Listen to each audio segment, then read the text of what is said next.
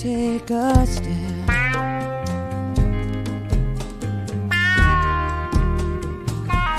in the right direction.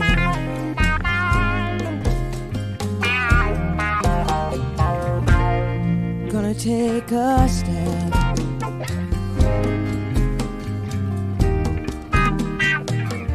in the right direction.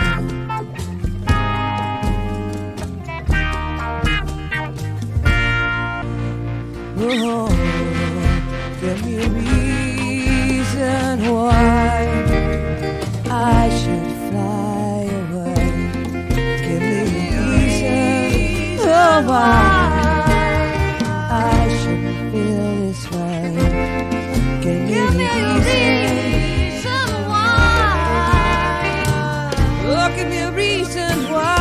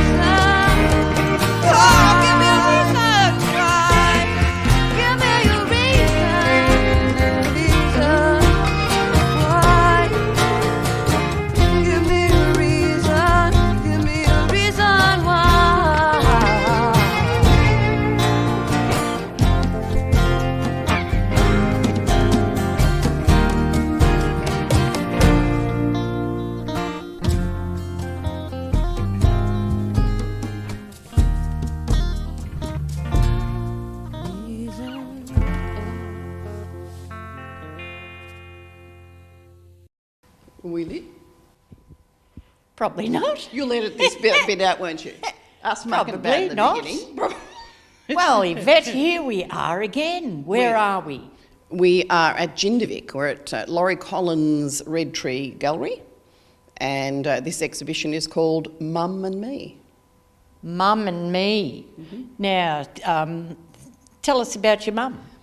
My mum is 84 and has always been an artist, and I thought, why not have an exhibition with her? That'd be a good idea. And we decided that's what we do, and here we are. I think that's very exciting. Very exciting. It is really exciting. I was rapt to see the work together, and Mum doesn't have many opportunities to exhibit her work, and certainly hasn't for a long time. So this has been a great opportunity, and I think it's been wonderful to bond in a painting way. Well, that's marvellous, and I must say, you're looking pretty rough today. You been a bit busy, have you? I haven't been sleeping, I'm exhausted, and then you get me up here at Sparrow Fart. I mean, I'm an evening person. I think it's... Well, I was thinking that my lack of hairdo wasn't going to come up the best, and I thought, so what? But I'm glad to see that yours is sort of a little bit like mine in a way, all over the place. I don't take much notice of anything, really. And I try to put makeup on, I'm not good at it, and I don't do my hair, and I brush it. But that's it, washed it last night, brushed it this morning, and that's what you get. Fantastic. Well, and I must say you're very well dressed, but I'm a bit disappointed you took your outer layer off. Now, that big cloak cum blanket was pretty stunning. It happens to be my dressing gown, but I could put it on if you like. I could go and get it. You want me to go and get it? Put it on? Do you want me to? Yes, please. Well, while you're over there, I'm very pleased to see this triptych behind us, because this is the one that was at Fish Creek. And I must say it's a delightful piece, and it's where the eye goes to it. So is this it? This is the answer. The feathered ones. It's called. It was a bit hard to hang because obviously it's 3 pieces. So you've got, it's not quite even at the top. Better than it was sitting on the table in Fish Creek, and prior to that on the floor at Fish Creek. Anyway, I thought I'd come as an orange kite. I think you've done a very, very good job, and you'd be safe crossing roads and things. Not that there's many up here. No, all right, let's get on with this exhibition, shall we? How do you think your triptych looks here? It's a beautiful space here, isn't it? Oh, it's a great gallery, Laurie's Red Tree Gallery. I don't know. I mean, I think it looks fantastic. I think the whole exhibition, I'm really rapt to see it all together. It was a lot of work last night and the night before. Hanging the work and making it so it flows is really not an easy thing. Right, now the one to the left of it, the tree nose, I will call it that just for convenience, that's pretty nice. I love the face coming out of that tree trunk. Is that what it is? It's a tree. It's a live tree, isn't it? Yeah, it's that idea of when I first started painting that piece, I'd heard my sister had terminal cancer and the tree started to cry. And if you look at it, it's about, I guess, deforestation, but in actual fact, in that deforestation, things still continue to grow. Well, I like that very much, and I like the colours, and it's an impromptu, it's sort of childish and fun too, like it's unique. It's not stitched up and something to be expected. I would never expect a tree to look like that, for instance. No, and most of my work, you'll see it's very individual. Each piece is invented as I go, and it's hard work, but that's the exciting part of it, I think. I really like the colours in this. That's such a beautiful violety blue purple. Now this little piece here is, I'm thinking Ghostbusters. Now that's very nice. This is, speak. Well, the materials will determine the technique, and if you look at that, that's made with watercolour and ink, an ink pen, and that's just one of my pieces from a journal, and I've used that as a template to make this painting. And so you'll see it's similar, but entirely different really, because the one's made with paint and one's made with the watercolour and ink. I like it, it's nice. They're two completely different versions, aren't they? The materials dictate the difference, and that's lovely. Yeah, the crying tree, all trees know, and trees do know. And they've been living with this world for centuries while we come along and chop them down, and they just suffer us, don't they? Yes. Righto, now what's going on here? I can see a rabbit in that top left.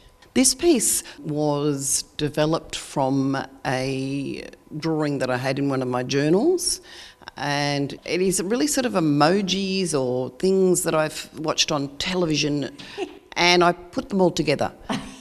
And basically I decided to use a piece out of my journal because I didn't have any inspiration to invent a brand new thing.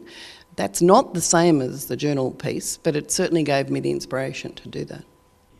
Because you actually are secretly, or not so secret, fond of emojis, aren't you? You're an emoji freak, which is certainly something to admit. And I don't mind a good emoji myself. Oh, look, I love emojis.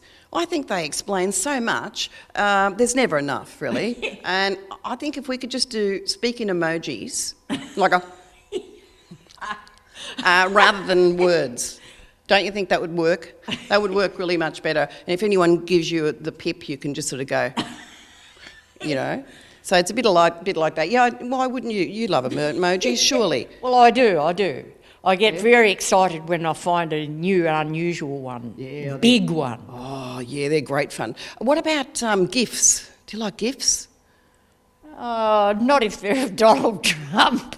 Oh. GIFs are great fun too. No, I didn't know. A few years ago, I didn't know what any of those were. And people said, don't tell her what they are. Because you're unstoppable now. I'm unstoppable now. So, yeah, I even do a drawing full of GIFs. Now, what do you make of this thing, Beatlemania? Well, Beatlemania is a better title. It's called Beetle Power because he or she is standing on a beetle and being pulled along by it. Obviously, rather than having sleigh dogs, you have sleigh beetle, Beatles.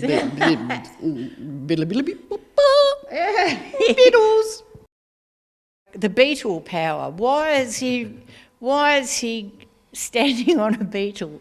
The beetles were good because I hadn't done beetles before, and I thought, oh, that'd be perfect for spoons, and I've got a whole heap of spoons, and I can make them, and what will I do with them? Like a real beetle, like a Volkswagen, but instead of having a Volkswagen, it's got beetle power, and it's actually 4 beetle power, 3 beetle power, or something like that. It's good. Now, I do like that little bird. That's a pert little emu kind of creature with a strange comb. That's the more things change. It's plus ça change, plus c'est la même chose. The more things change, the more they stay the same. I can't explain it. It just came out that way. It's probably one of my artist palette pieces. And if you look at the right-hand bottom corner, that looks like a kazoo. So I really should call it the kazoo. Well, it's nice, it's fun. And this one on the left, that's another one of that style, just a nice little mood piece with lots of colour, a palette piece. It's another palette piece. I'm going to be doing a palette exhibition next year. I use the canvases and put paint on them, and then I paint the pictures, and these are the pieces I make out of those palettes. If you look at that, there's a little kangaroo, and there's birds around, and so on, but they develop themselves. Okay. Geez, he's got a nice little juicy eye. You're pretty good on the old eyes. I love doing eyes, and if you look at my history of work, there'll be eyes going all through. Not just birds, but eyes have been I don't know why, I just love painting them. Well, I think life is very good with eyes, isn't it? Oh yeah, I like my sight, which I'm losing as I get older. Who's this having to wear glasses now? It's not fair, is it? No, it's not. Oh, I always had 20/20 vision. It's not good. Now I like this big one here. Speak to me about this. The colours are very lovely, I think. They all mix in very nicely. Yeah, you'll see that it's a change from all my other pieces here. This is called Reflection or Goodbye Dumbok, and this was the last piece that I painted at my artisan residency in Dumbok, and I think it's much more restrained. I guess there's a sense of ending and reflecting on what's going to come next, and hence that painting is different. Yes, well, you'd already gone through your nervous breakdowns and your rising from the ashes and got yourself together to get back out into the world again.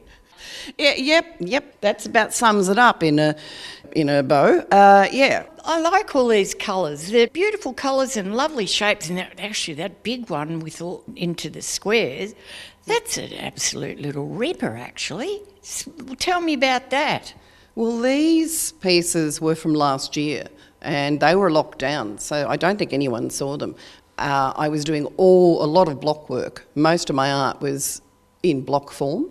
I don't know why, it just did. I think it was because we were caged, and the exhibition was called Caged, and everything was caged, and that's how I was feeling at the time. So I've got that piece.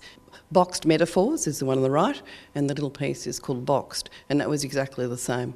But they're all different, separate little canvases, that piece, and I haven't exhibited that. That's my first time I've had that on a wall. That's very cute. And there's little fish and there's little birds and lovely colours and Aboriginal dots. Well, that's because of the instrument that you use. That's a Posca. It's a chalk paint pen, and therefore it lends itself to dots. So hence Aboriginal dots would have been from a stick. You know, if you've got a paintbrush, you put stripes and things. Yes. I guess. Yes. I can't talk for other people's work. And I like that little one down the bottom too. That's a nice little mood. That would look pretty anywhere. That's also another palette piece called Nature or Life. And yeah, I really enjoyed making that one. It's cute. Now, this is a very interesting and very fun setup here at Laurie Collins's, because he's got an exhibition going on at the same time, hasn't he? And it's part of the wonder. Well, I think it enhances all exhibitions you have here. So anyone who exhibits here, Laurie also has his own sculptures that they're all part of this space. And so we'd sort of decorate with his sculptures underneath our artwork. I think it enhances an exhibition, makes it look spiffo. Absolutely. These are pretty nice, these sculptures of Laurie's here, aren't they? Oh, they're beauties. I have got many of his works. This is the problem with exhibiting here. I tend to go home after buying his work. Artists shouldn't do that, should be against the rules. Here you've got, just below my little pieces, there's the birds, I think it's called Take Off, and the other one is called Singer. All his pieces are unique. He doesn't reinvent, he just invents, and you never know what he's going to come up with, and they're very exciting, and he uses all kinds of things in his life as his inspiration. Recycled metal and junk, doesn't he? Yeah, well, I guess you'd call it junk sculpture. And I like that one over there. That one, that looks like something that you'd do if you were a dab hand with a welder. If I was, I guess so. It's such heavy work using metal. I love it. I love metal sculpture, so I can appreciate it from afar. But as far as doing it myself, I'm not sure I'd be up to it. And the one next door to it is composed of car parts, gears and the like. The tall ballerina. That's the thing with Laurie. Nothing goes to waste. And a lot of people donate metal pieces to him and car parts and all kinds of things. And he's got a big sculpture garden here too. So a lot of his stuff is made with recycled metal. All in all, this is a beautifully colourful wall. It surely is. It was great getting it up onto a big wall because you can't do that normally. That's why we exhibit. We get to see the work in situ, and the colour really gets enhanced by that white wall. So we've got the 3 white birds and God Knows, those 2 paintings, the 3 white birds and God Knows, because I don't. Would you like me to speak anything more about those? That'll do, no, that'll do. God knows. God knows indeed. Well, now I like this sculpture of his, and it looks like someone sitting on the roof of a lovely dear old outdoor dunny. Yeah, it's called Rooftop, and I think his inspiration was whatever that guy is, you know, on top of the roof. I don't know what it's called. Snoopy. And beside it is the outing. Laurie's sculptures are just so unique, and I think they're fantastic, those 2. Me too. I'm still fascinated by that jacket. It just is like a Bobby Dazzler. This jacket? Yeah, that jacket is. It's like, woo! I couldn't leave it behind in Dimmies for $10. I think you could have. Just between you and me. However, no, it's good for your hiking and things that you do all the time and your bike This ride. is for Bess. Look, there's not a speck on it. Oh, that's your going out jacket. Absolutely. Oh, okay. Oh, yeah. I get. Yeah, that's fantastic. That's really good. Yeah. No, this wouldn't get worn at home on the farm. No way. No, you might damage it. You could, Righto. Now, your idea of exhibiting with your mum. Now, I'm pretty fascinated with that. I reckon that's a pretty good. Now, both of your parents were artists, so did you grow up in a bohemian household, I believe, didn't you? I don't know what a bohemian household is. So I do know that I grew up with painting all the time, people doing art all around me. I'm not sure whether that was bohemian. What is the definition? Do we know? Oh, well, I don't really know, but I mean, a sort of a free thinking attitude, as opposed to a stitched up waspish attitude. Yeah, I don't quite know what a waspish attitude is, other than buzzing and biting. We had a relaxed, I guess, in a way, but I'm not sure, because we were very disciplined. Dad, made sure he disciplined us quite normally. But I think it was probably a little bit alternative compared to others, absolutely. And certainly my dad was always at home painting, and Mum was always home knitting and sewing, and they were very, very industrious. So didn't your mum paint back in those child-raising times. Yeah, she did. She painted, but she she wasn't the one who was the painter. Dad was. And it was only a little bit later, I guess as the kids grew up, she started to paint more, and always been an interesting painter, always been a fascinating painter, and unique to Dad. So they weren't the same as artists. The same, I guess, I'm unique to Mum. I love these birds. Now, here we go. Your mum's not fixated with birds, I can see, because they don't feature everywhere. But this is a beautiful painting, this one here, with these blue birds. I love it. Yeah, it is one of my favourites of Mum's in this exhibition, the blue birds. I like the technique that she's used, that simplicity in the background and then getting a little bit more intricate in the foreground. It's a particularly nice one. I like that one. Well, it's very creative, you know. She's just, pow, there's this fantastic, simple landscape, just punch you in the face. I like it. Oh, so do I. And remembering Mum's got a form of Parkinson's, so her ability to make very fine detail is very difficult for her. She has to hold onto her hand and then use the pen and so on to work. So everything that she does is very difficult, but she keeps on going. Now, this one's a little beauty. That's called Birds Fly Over the Rainbow, why then oh why can't I? Look how he's got the clouds suspended. I know, it's really bonza, that piece, and you know, it's only $60.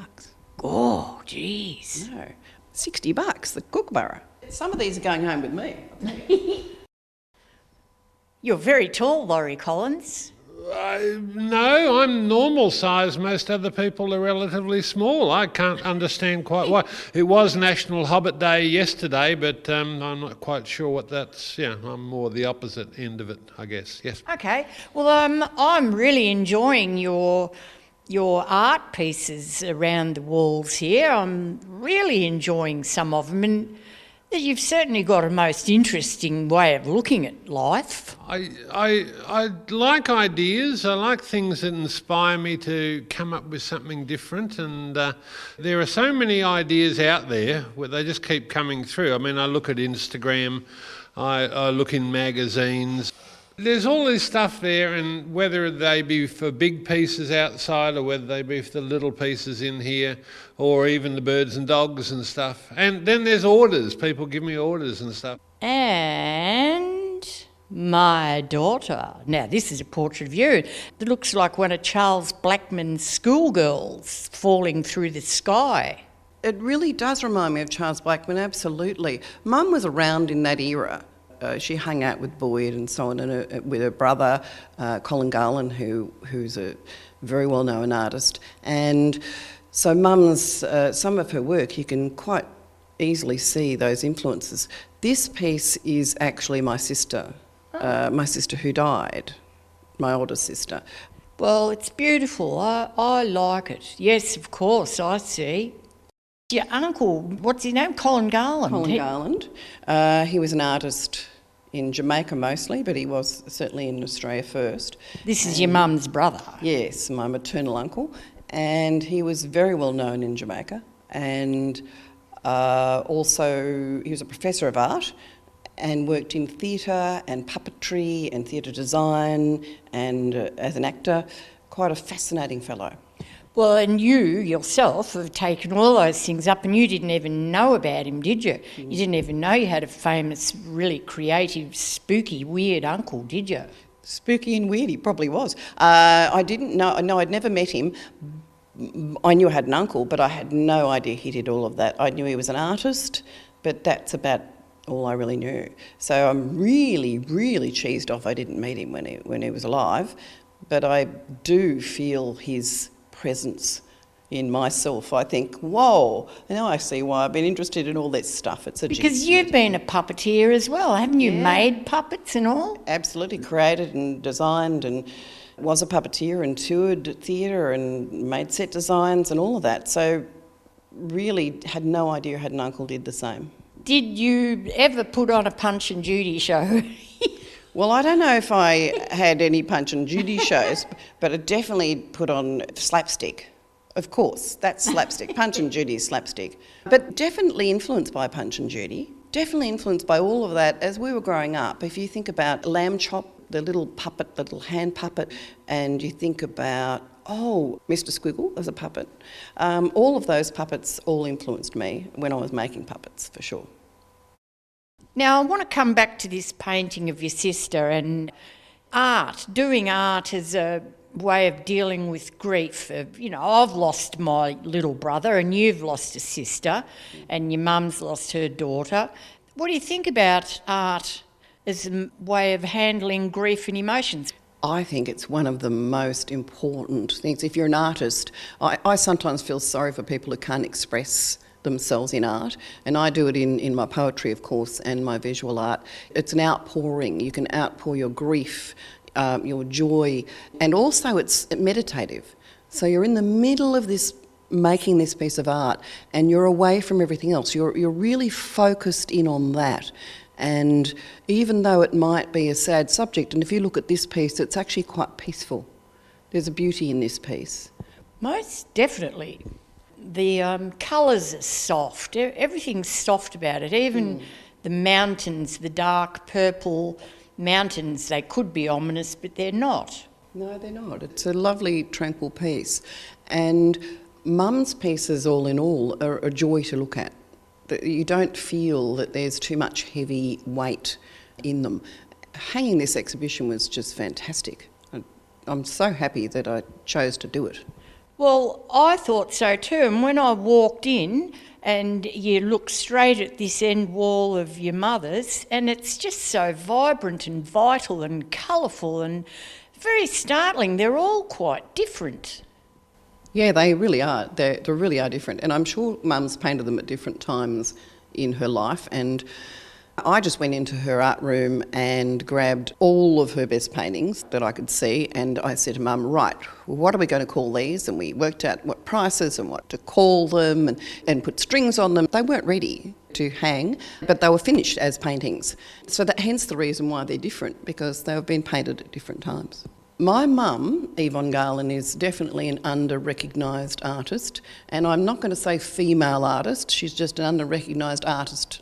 Her brother was recognised fully, and my dad was, but not my mother. So here we are recognising her. How about that? How about that? Now, I don't know what to make of that pink ivy leafy arrangement, but you've selected it for a reason. It's just an unusual piece. It's definitely unique. I think the title Mum gave it, Tranquility, is how I feel about it. It's also not easy to use pink. Pink's a difficult colour, for me anyway, to make work. And if you look at that contrasting colours that Mum's used, the greens, the yellow, the pink, I would have thought normally you wouldn't think it would work, but it does work because Mum has a good eye and an excellent balance of colour. Look, Mum's work is raw and naive, I would call it, and surreal. And you can see that all in that piece, I think. What about your work? Are you naive, raw and surreal? As a human being, yes, I am. I'm naive, raw and surreal. I guess you'd call my work naive, raw and surreal. I can see a Laurie Collins Mad Focker. Oh my gosh, I think you could explain all of his works for me because your vision of things is different to mine. Now, I like this. Lovers. Yeah, it's quite beautiful. It's that tranquil thing that Mum has again. There's nothing sort of angst about it. It's just beautiful, and you can imagine that being a real scenario, can't you? And it's a really unique view of Australia. Now, how about that for a bush scene, eh? Yeah. You know, native flora. And look, that's fantastic. Look, you've got the volcanic bloody soil in movement. You've got the tree trunks in it. You've got everything going on about Mother Nature in there. You sure do, and that's very wattle-like, isn't it? It looks like wattle. And Mum does live in the bush, and she loves Australiana, and she's a fantastic gardener. So I can see that coming through. I like your explanation, by the way. Well, I do like it.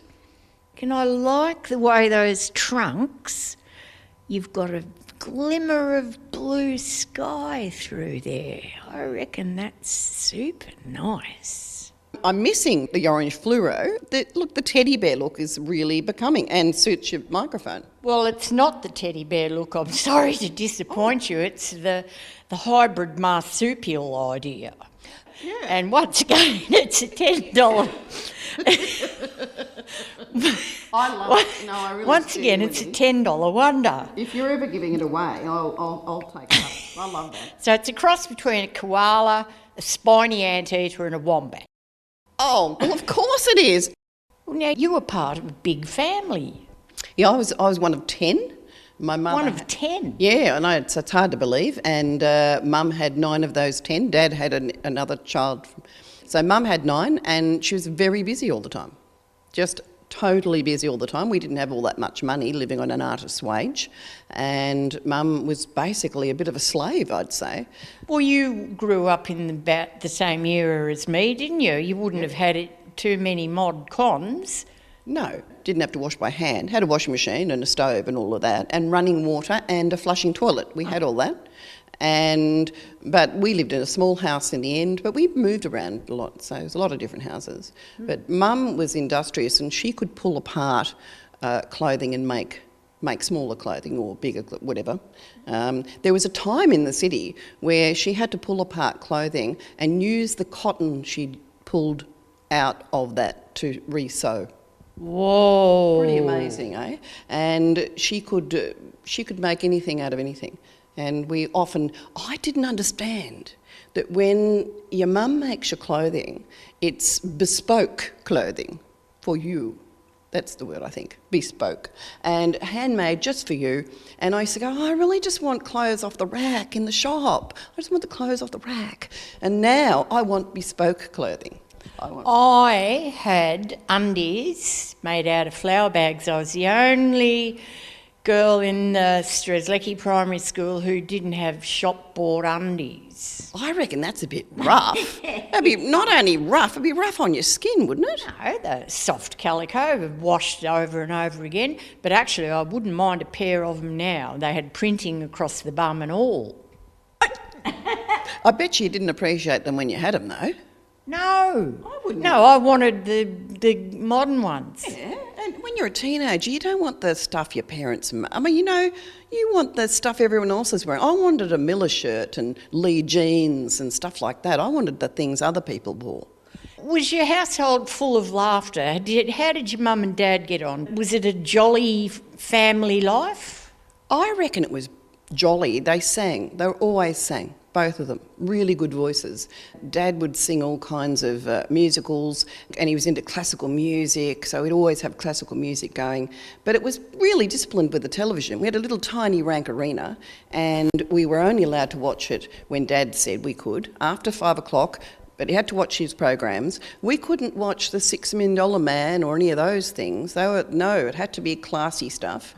And I loved Countdown, and my brother, and we could watch Countdown one Sunday, and the next Sunday the younger ones got to see Disneyland. So you were very disciplined, and lots of reading. Yeah, reading. I was just an avid reader. Reading and drawing were my things that I would always do. Enid Blyton. Loved Enid Blyton, and I read it to all the siblings as I grew. I just indoctrinated them with the magic faraway tree and the wishing chair, and yeah, I know. I still love that stuff. Me too. And all the nieces and nephews and great nieces and nephews, I indoctrinate them as well. Good, I do too.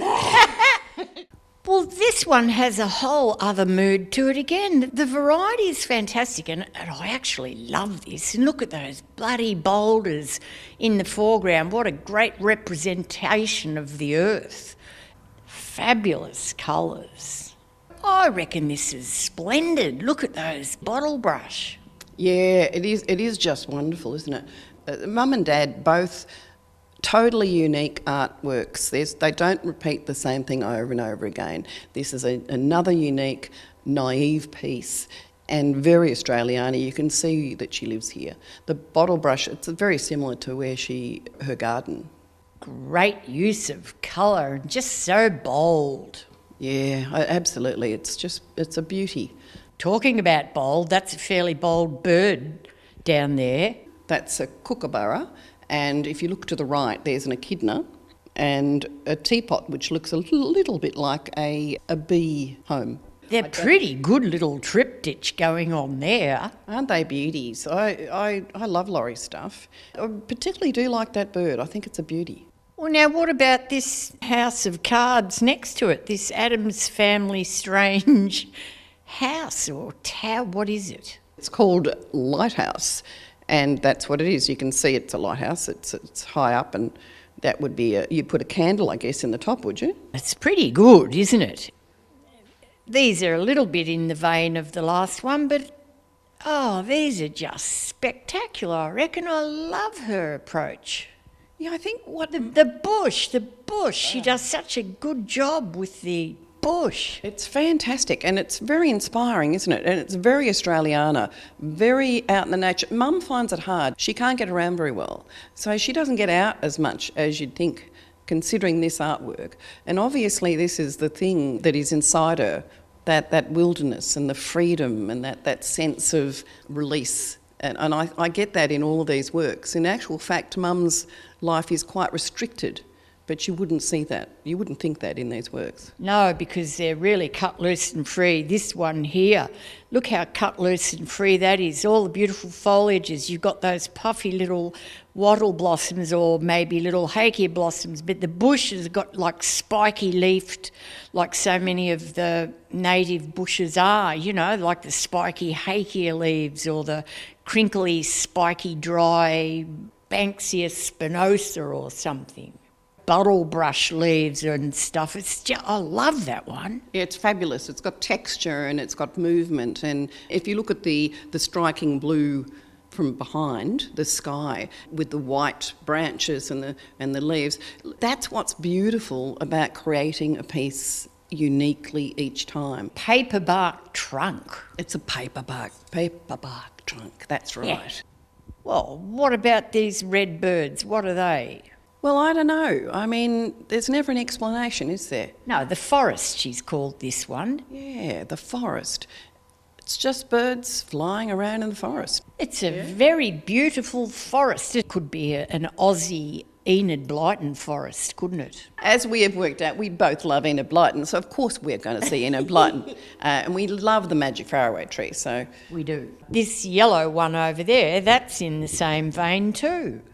Yeah, it's a good little piece, and Mum hung it on the triangle, which is very unusual. I think it looks cute. I reckon it's a little ripper. It's a beauty, isn't it? It's sort of foggy and wet too. Yeah, actually, it is foggy and wet, and it's called the bird's nest. So it's another bird. And the Australiana, if you look at the little red flowers and it is very Australian flowers, isn't it? Yes, very beautiful. Your mum's got inspired, simple, powerful, boom-o visions. Now, this one's pretty startling.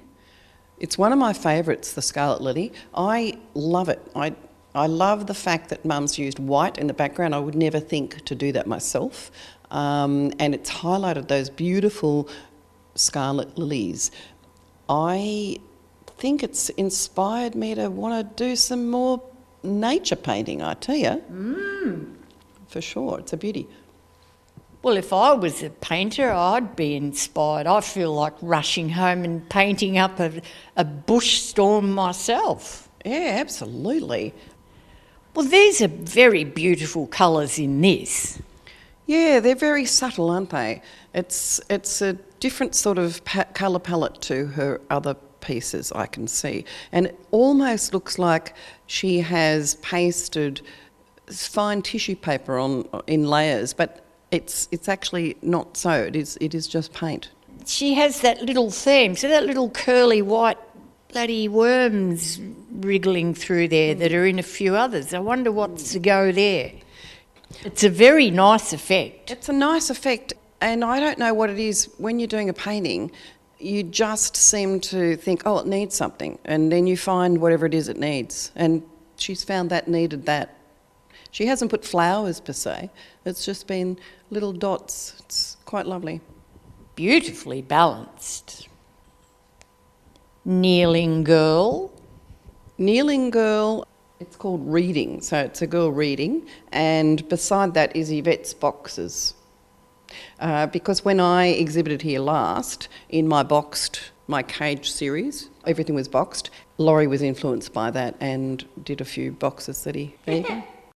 Now that we've gone around these walls, I reckon this is a stunning collection. You've chosen very well, selecting from your own paintings and your mum's. They just look dynamite.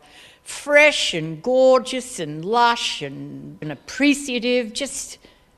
Oh, fantastic. I was so over my own artwork.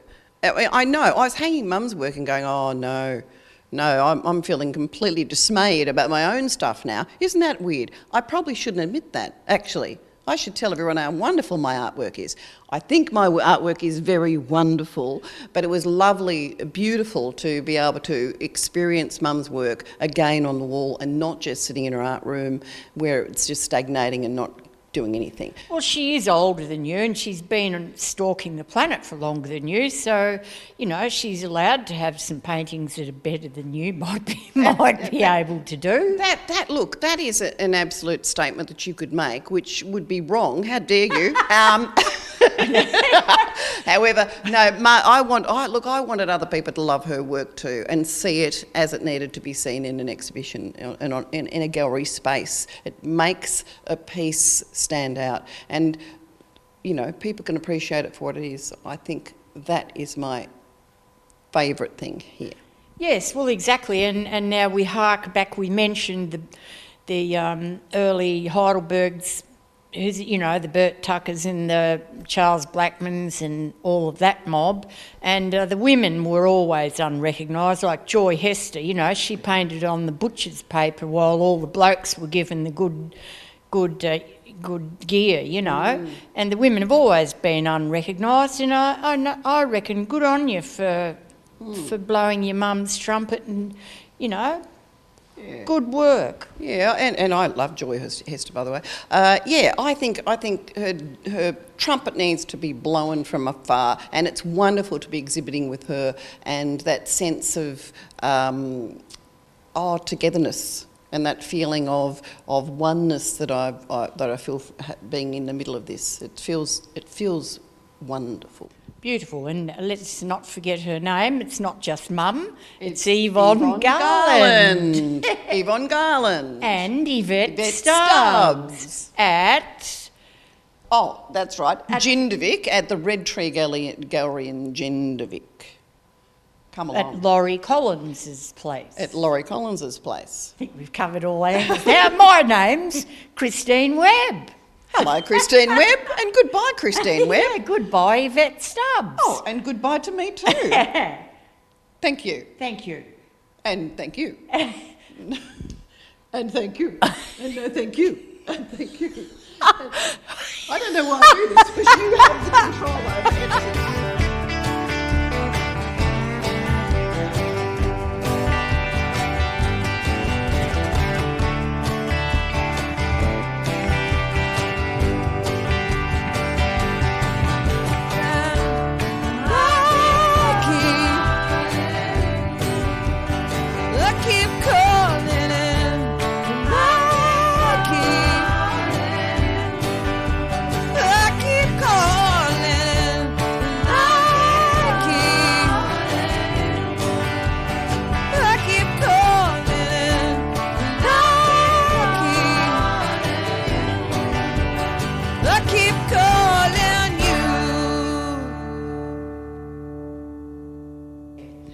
I guess you could say I'm naive, raw and surreal with my art.